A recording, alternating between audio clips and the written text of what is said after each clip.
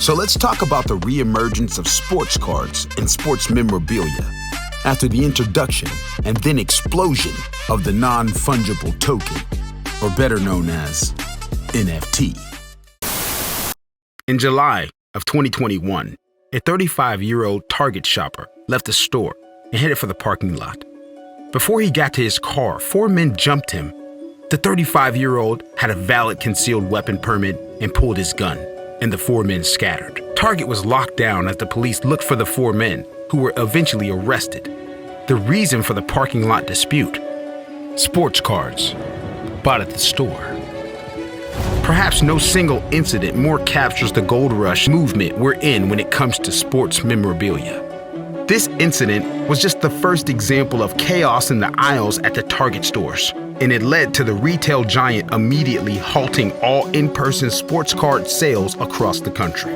That ban remains in place. Now, in July of 2021, when card geeks and autograph hounds from around the world converged on Chicago for the 41st National Sports Collectors Convention for the first time since 2019, they walked into an entirely different era from what the hobby was 2 years prior. The memorabilia business made a rapid rise from 2020 to present day, with record-breaking prices, historic scarcity, and an NFT craze that has become almost a daily part of the always-changing sports news cycle. It seems like a new record sale has been happening every week. It's not your imagination.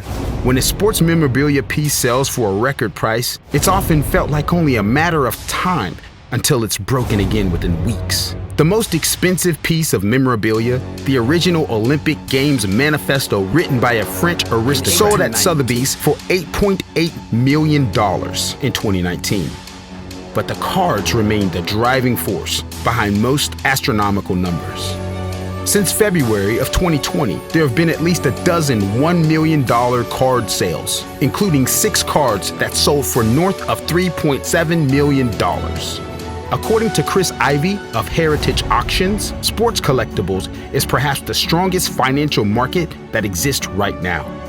The global pandemic added rocket fuel to the collectibles market in combination with the restrictions upon spending on other luxuries like travel and fine dining, and the growing acceptance of the legitimacy of collectibles around the globe as an investment vehicle, Ivy says.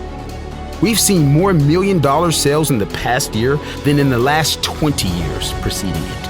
And don't forget that through all the ebbs and flows of the hobby over the past 30 years, the most sought-after sports cards and memorabilia have never really bottomed out.